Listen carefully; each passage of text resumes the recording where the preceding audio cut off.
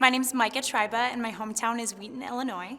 And I got involved with The Voice. Actually, I took my mom on a Mother's Day trip to New York City just to have some fun for, I think it was like 3 days. And The Voice was in town auditioning, and both my mom and I sing. And so I was like, it'd be fun to just try out for giggles. And so we stood in line around the Javits Center for hours and hours, and here I am. So it just it went from something that we were just doing on a whim to sitting here on Team Blake. So being here at The Voice, I'm actually taking time off from veterinary school right now. I was supposed to be starting at the U of I this year, the University of Illinois, as a first-year vet student, and so I took a step back from that and decided to come and chase a dream, and so I'm really, really excited. I'm super, super close with my family.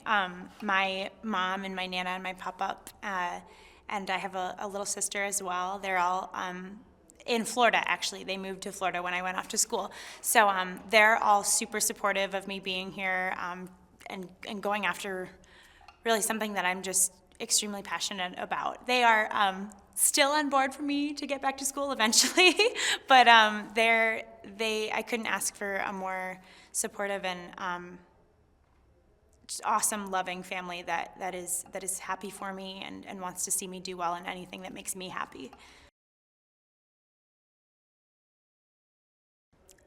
My mom also sings. So my mom, her twin, my nana, they were always singing around the house growing up. And so music was something that was introduced to me at a very early age. And I started singing in church choir originally.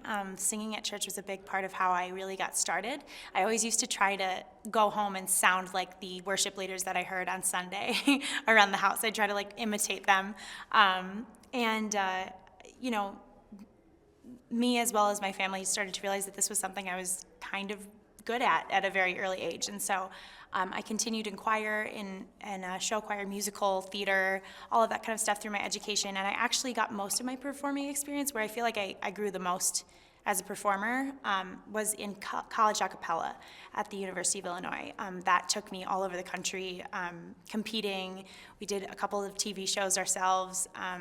It was the most incredible experience. I grew as a vocalist. It really trained me, my ear, and I think really gave me the tools that have made me successful thus far on the show.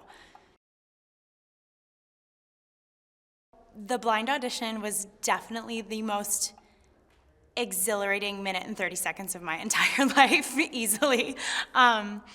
Walking onto that stage, it's like everything just it was all very slow motion, and then you get to your mark and the band gives you your key or your note, and then you're off. And it was just the energy from the crowd and knowing that you're that close to these four iconic artists in the music industry. It was like nothing I've ever experienced before, and I wish I could do it 10 times over.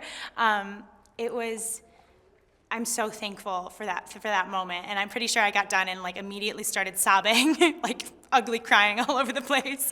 But it was unreal, and I'm so happy to be here and super excited to see what's next. So Blake was the first guy to turn around for me. It was within the first 8 seconds of singing, he pushed his button, and I internally lost my mind a little bit at first, and then I just had to be don't look at him, don't look at him, don't look at him, ignore, because you have to keep singing. But I was, and then Blake was someone who stood out to me from the beginning because he's just I think everybody on the team can agree, he's just such a genuine human being, and there's less of this intimidation, celebrity status about him. Not that the other judges are, but I just felt that he was so much very relatable and kind of puts you at ease, and that's what I really wanted in a coach. And I had heard such wonderful things about that. He's just so invested in the people that are on his team, and I think that that's something that I value in someone that believes in you and wants to see you do well. If I were to take you through my Spotify list of or my playlist of inspiring artists, we'd be here all day long. But I think that artists that really stand out to me are people like Whitney Houston and Celine Dion and Barbra Streisand, like those women that, at least for me, like you sit there as an audience member and they take you, they're not only, I mean, their voices alone are so standout and iconic and fantastic, but the way that they tell a story and they literally reach out to the audience and grab you and make you feel every single note, instrument, anything that's going on in the song, like it just makes you want to get out of your seat. And that feeling for me has always, watching artists like them, and the feelings that it invokes in me as a listener is what I can only dream to invoke in other people. And I think that's why I like to do what I do is music creates this feeling unlike anything else on this earth. And I think that that's so powerful, and I hope that someday I can achieve something of the same. I think that being here, I'm taking a huge risk and growing, not only as an artist because we're working with these world-class people in this industry that are teaching me so much, but I think I'm also growing as a person and in my journey in life, because I think I've just realized that, you know, we all get one life to live, and this is something that I've dreamt of since I was 5 years old. And so being here is such a blessing, and I'm thankful every second that I'm here, and I pinch myself every morning when I wake up.